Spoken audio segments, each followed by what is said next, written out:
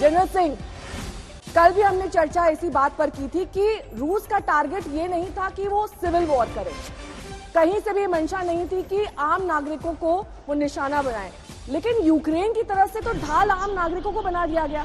अब आप उन्हीं को हथियार लैस करा रहे हैं, उनसे कह रहे हैं कि अपनी सुरक्षा खुद कीजिए, इन राइफल्स का इस्तेमाल कीजिए, तो ऐसे में तो उनके मारे जाने की और ज्यादा सिचुएशन पैदा होगी ना सर। और ऐसे में आप अगर ये सोचते हैं कि आपके नागरिक अगर फ्रंट लाइन पे काम करने लगेंगे, सैनिकों की तरह काम करने लगेंगे, तो आप उनकी जान के साथ खिलवाड़ कर रहे हैं। ये नेहा जी देखिए, पर अमूमन यही चीज़ें होती हैं जो एक नेशन का विल दिखाता है, क्योंकि ये इनको भी मालूम है, ये जो जेलेंस्की हैं कि भी वो जो है किसी भी हिसाब से इनसे वो नहीं हो सकते लड़ाई, क्योंकि वो रशिया बहुत पावरफुल है।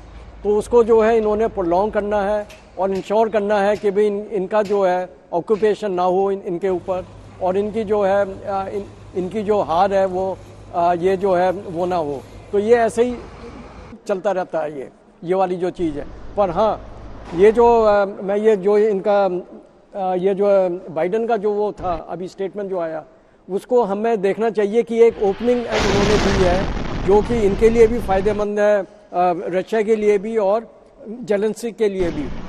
तो ये जो है इसी से जो है रास्ता आगे आगे साफ होगा, क्योंकि अगर आप देखें ये जो बेलारूस है, बेलारूस में और ये इनकी जो ये जो वरी है पुतिन की या रशिया की, वो भी सही है कि अगर नाटो यहाँ पे एक्सपेंड हो जाता है इसके अंदर इसके अंदर जो है ये यूक्रेन में, तो फिर जो है चारों तरफ से वो ये गिर जाएगा। जितने भी ईस्ट यूरोपियन कंट्रीज थी वो सबकी सब नाटो की वो मेंबर हो गई हैं, अलावा दो को छोड़ कर। एक है ये यूक्रेन और दूसरा बेलारूस। बेलारूस के कोई मायने नहीं है, क्योंकि वो उसको आप ये रशिया का ही हिस्सा मान सकते हैं। तो ये वजह है। तो इसमें जो है फाइनली मुझे तो लगता है कि भाई ये जो है गारंटी देकर और इनको जो है इनको समझा दिया जाएगा। श्रीवास्तव जी, आपसे हम यही समझना चाहेंगे यहाँ पर कि यूएस के रोल को आप किस तरीके से देखते हैं, सीज फायर में यूएस का कितना अहम रोल हो सकता है, साथ ही यूरोपियन यूनियन की जो तमाम कंट्रीज हैं उनका किस तरीके का रोल? आप यूएस का रोल इसमें मोस्ट डोमिनेंट रोल है। एक्चुअली अगर आप कहें हिंदी में तो कुंजी उनके पास है, वो अपनी कुंजी का इस्तेमाल नहीं कर रहे हैं, उसका इस्तेमाल नहीं कर रहे हैं। अगर मैं यहाँ पर कुछ कहूँगा, उनके जो डिफेंस इंडस्ट्री है उनके स्टॉक्स के शेयर्स बहुत बढ़ गए, स्काई रॉकेट कर गए। आप देखिए यूरोपियन यूनियन के सारे कंट्रीज का जो डिफेंस बजट से बहुत बढ़ गया, तो एक फोकस आ गया आर्म्स इंडस्ट्री के ऊपर।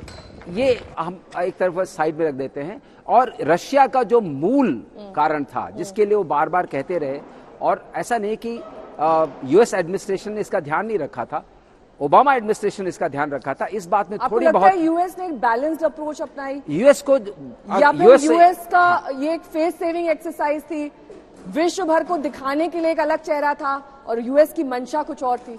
मंशा पर ज्यादा मैं कमेंट नहीं करना चाहूंगा, लेकिन मैं आपसे ये कहूंगा यूनिपोलर वर्ल्ड में जहां पर आप अपने आप को सुपर पावर या द ओनली सुपर पावर, ये आपकी बहुत बड़ी जिम्मेदारी होती कि कहीं इस तरह विनाश नहीं हो।